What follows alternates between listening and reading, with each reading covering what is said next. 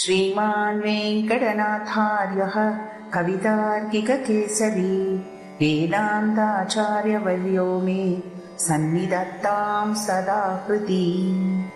ॐ श्रीब्रह्म उवाच नतोऽस्म्यनन्ताय दुरन्तशक्तये विचित्रवीर्याय पवित्रकर्मणे विश्वस्य सर्गस्थितिसंयमान् गुणैः स्वलीलया संददते व्ययात्मने।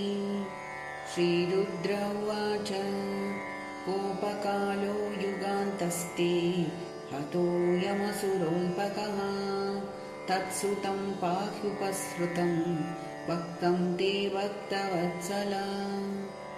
इन्द्र उवाच प्रत्यानीताः परमभवता त्रायतानः स्वभागा दैत्याक्रान्तं हृदयकमलं त्वद्गृहं प्रत्यबोधि।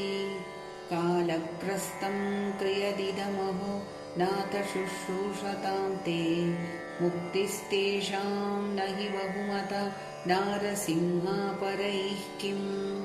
ऋषयोऽचुः त्वं नस्तपः परममात यदात्मतेजो येनेदमादिपुरुषात्मगतं ससज्ज तद्विप्रलुप्तममुनाद्य शरण्यपाल रक्षागृहीतव पुषा पुनरन्वमस्ताम्।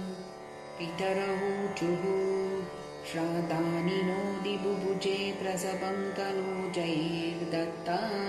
तीर्थसमयेऽप्यपिबत्तिलाम्बू तस्योदरान्न कविदीर्णवपाद्य आर्चत् तस्मै नमो नृहरये किल धर्मगोत्रे। सिद्धा ऊचुः यो नो गतिं योगसिद्धामसाधुरहारशीत् योगतपोबलेन नानादर्पं तं नखैर्निर्ददार तस्मै तुभ्यं प्रणताः स्मो नृसिंह।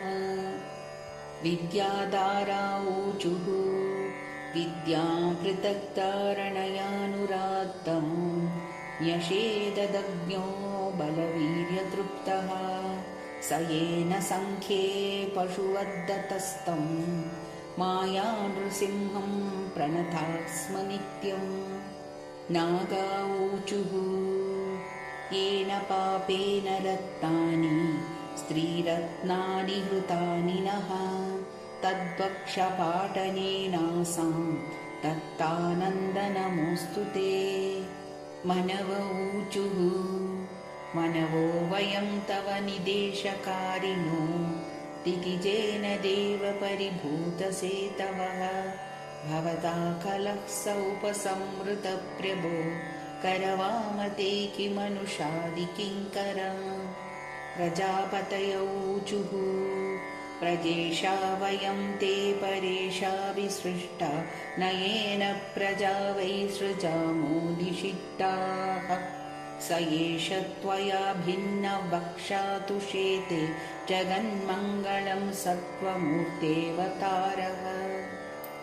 गन्धर्वा ऊचुः वयं विभो ते नटनाट्यगायका येनात्मसा वीर्यबलौजसा कृताः स एष नीतो भवता दशामिमां किमुत्पतस्थः कुशलाय कल्पते।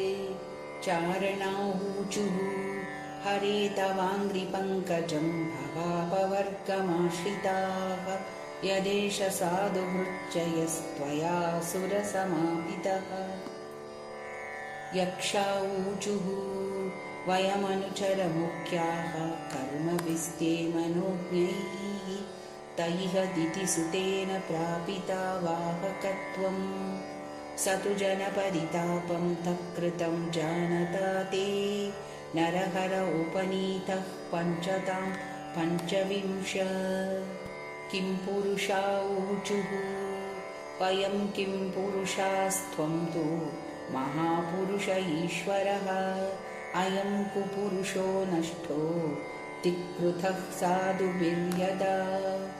वैतालिका ऊचुः सभासु सत्रेषु तवामलं यशो गीत्वा सपर्यां महतीं लभामहे यस्तां व्यनैषीदृशमेष दुर्जनो दिष्ट्या हतस्थे भगवन् यतामयः किन्नराऊचुः वयमेष किन्नरगणास्तवानुगादितिजेन विष्टि ममुनानुकारिताः भवता हरे सवृजिनो वसादितो नरसिंहनाथ विभवाय नो भव विष्णुपार्षदाऊचुः